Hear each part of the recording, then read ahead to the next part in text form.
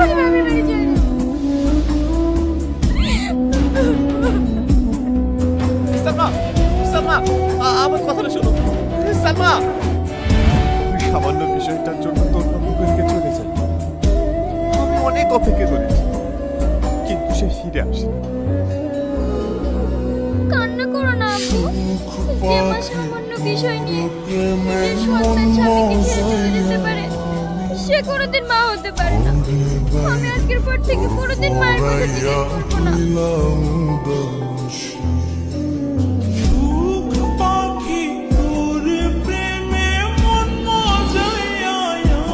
এই তো আমার মধ্যে চলে এসছি। এই নাও, তোমার জন্য ক্যাডবেরি নিয়ে এসেছি।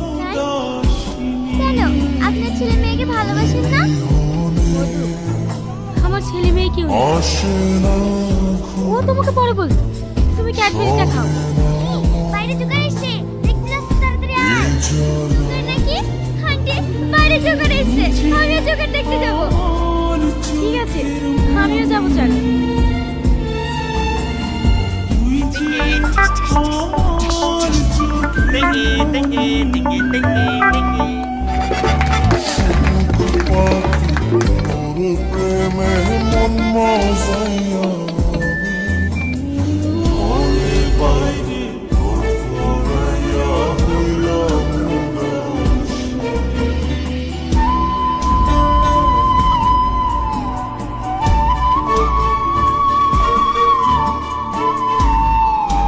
টাইম হয়ে গেছে, বাচ্চারা সবাই ভেতরে চলো।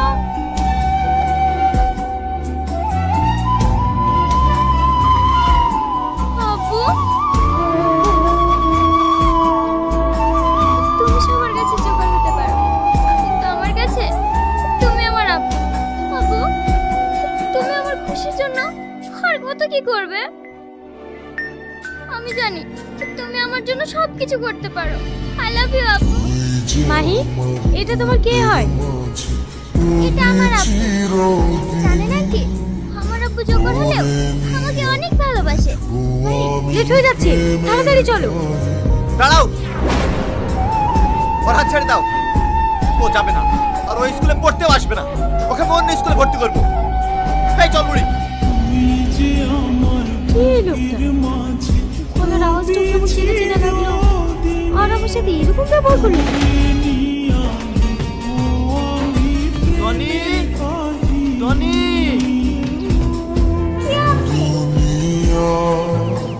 তোমার আপু নেই? ফিরতে অনেক লেট হবে। তোমার পানি হবে? হ্যাঁ হবে, আপনি ভিতরে আসুন, আমি দিচ্ছি। মামা, এই দেখো তোমার পছন্দের ক্যাডবেরি নিয়ে এসেছি। মাহি,